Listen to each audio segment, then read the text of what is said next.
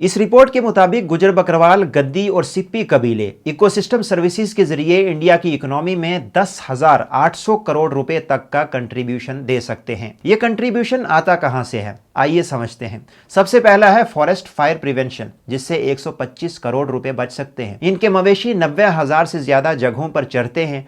चरने से सूखी घास और झाड़ियां साफ हो जाती हैं।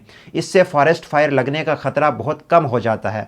सोचिए ये काम हुकूमत को खुद करने में कितना खर्चा आता होगा। दूसरा कंट्रीब्यूशन है वाटरशेड प्रोटेक्शन, जिससे सरकार के 960 से 1200 करोड़ रुपए बच रहे हैं। ये लोग चेनाब, झेलम, रावी जैसी अहम नदियों के सोर्स की हिफाजत करते हैं। मवेशियों के चरने से मिट्टी सख्त होती है, इससे सॉइल इरोजन यानी मिट्टी का बहाव रुकता है और ग्राउंड वाटर रिचार्ज तेजी से होता है। तीसरा कंट्रीब्यूशन है क्लाइमेट चेंज मिटिगेशन।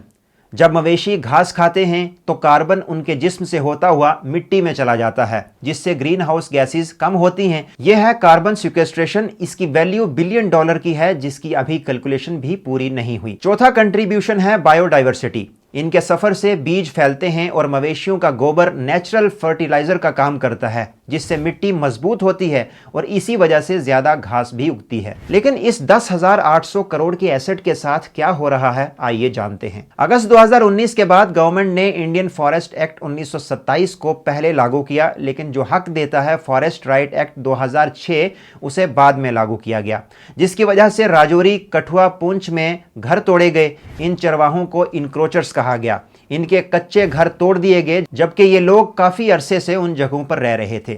जब इन लोगों ने एफआरए यानी फॉरेस्ट राइट एक्ट के अंडर जमीन का हक मांगा तो 87% यानी 87% क्लेम्स को सीधा रिजेक्ट कर दिया गया और जिन लोगों के घर तोड़ दिए गए उन्हें एविडेंस नहीं है कहकर निकाल दिया गया। सोचिए, जो कबीला 5880 करोड़ की सर्विस दे रहा है, आप उसे सिर्फ इलीगल कहकर उसकी आमदनी, उसकी जिंदगी सब छीन रहे हैं। याद रहे कि मुआशी नुकसान के अलावा ये कौम मौसम और मुफलिसी से भी हार रही है। सबसे बड़ा रीजन है क्लाइमेट चेंज। ग्लेशियर्स पिघल रहे हैं, मौसम में इतने शदीद बदलाव आए हैं कि सफर में एवलांच और लैंडस्लाइड्स का खतरा बढ़ गया है। मवेशी अब पहले से ज्यादा मर रहे हैं। दूसरा है तालीम की कमी। 2021 के सर्वे के मुताबिक इनका लिटरेसी रेट सिर्फ 22 से 31% है। 78% बच्चों ने स्कूल का मुंह नहीं देखा।